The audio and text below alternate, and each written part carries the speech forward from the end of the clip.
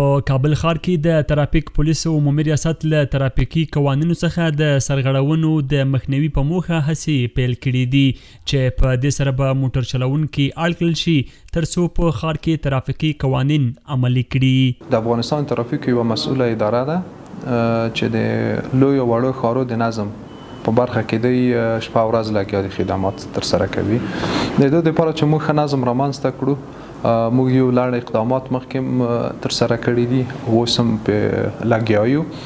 یو دغو نه چې یو حیاتي ارزښت لري د ښارو د نظم په برخه کې چې ترڅو موږ نظم ورکړو هغه د درېګونو ارګانو هماهنګي ده چې هغه مثلا ښاروالي محترم ارګان دی، ترانسپورت دی او ترافیک دی. په دو لړ کې موږ هرات کې هماهنګي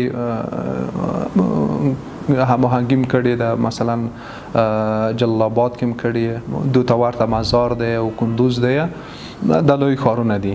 موږ په کابل ښار کې د ترافیک پولیس یوې داسې پوستې ته ورغلي یو چې د ترافیکي قوانینو د پلي کېدو په موخه جوړه شوې او فعالیت کوي. دغه یمني کمربند دغه اوس ته وتړه څه احساس کوي؟ د دغه ریاست په خبره چې موټر چلوونکي لایسنس اخیستو ته مجبور کړي او دغه راز هغه موټر چې پلیټ ونه لري او یا هم په ښار کې غیر قانوني تګ راتګ کوي ورباندې بندیز لګول کیږي او د ترافیکي قانون د لا ښه پلي کېدو په موخه یې د کابل ښار په بیلابیلو سیمو کې تر 150 زیاتې پوستې جوړې کړي دي. موږ په ښار د کابل کې ډېرې پوستې د کنټرولي لرو، ساعت مرتفع ذکر په ټول ښار د کابل کې په دې کې تخلفات دي. هغه تخلفات چې وخت د لیسانس وخت د جواسیر ختم وي هغه نقل وسایط موږ توصیه کوو او راهنمایي کوو چې خپل اسناد نوي کړي. حتی که وخت ډېر تیر وي نو هغه نقل وسایط موږ قیدوو تر هغو پورې د دوی اسناد نه وي. هغه یمني کمربندونه چې دوی نه تړي په اکثره ترافیکي پیښو کې مشکلات منځته راځي، د دوی ځان په خطر کې مواجه کیږي. نو دغه لپاره یمني کمربندو توسعه عامه مشوره کړې ده ورته از دا پروسه مخ په وړاندې باندې بوځو. موټر چلوونکي د ترافیک عمومي ریاست له فعالیتونو خوښ دي او په خبره یې چې که دوی پر خپل وخت لایسنس د موټر اسنادونه نه وي کړي نو له کومې ستونزې سره به نه مخ کیږي او موټر به یې نه درول کیږي.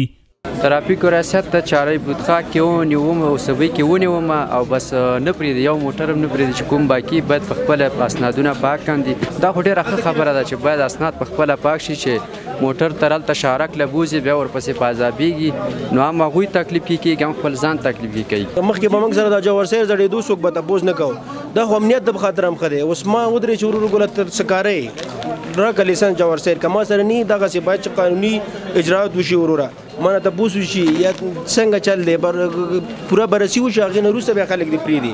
نو دا د غلا د اختطاف د ټولو مسایلو ورو ګوله د مشکلات کمیږي انشاءالله په دې سره او خلک باید دسته خوشحاله شي او پورین تندي خلکو ته ځواب وایي.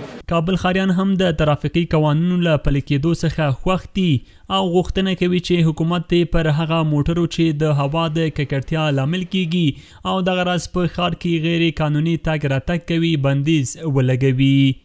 ماشاءالله موږ اول ترافیکو له رئیس څخه مننه کوو چې دا ډېر ښه اقدام کړی دی. دا خو د موټروانانو لپاره هم ښه کار دی او دا یو ډېر ښه لار شخص څخه جلوګیري کوي، له حادثاتو څخه جلوګیري کوي. کله انسان غافله یو شي ته پام نه وي نو همدغه ترافیکان دي چې موږ هغو ته متوجه کوي. ما سر کار زنه افتخار میکنه و کار اداری در ترافیک بسیار منظم. زه د دوی پر کار ویاړم. دغه راز د دوی اداري کارونه هم ډیر ښه او چټک شوي دي. موږ ترې ډیر راضي یو. خدای دې همداسې نور هم د خدمت کولو توفیق ورکړي. د یادونې وړ ده چې په افغانستان کې د ډېری ترافیکي پیښو رامنځته کېدو لامل د موټر چلوونکو ګړندی تګ او د ترافیکي قوانینو نه مراعت کول په ګوته کیږي. عبدالله حیدرزی CGTN پښتو کابل.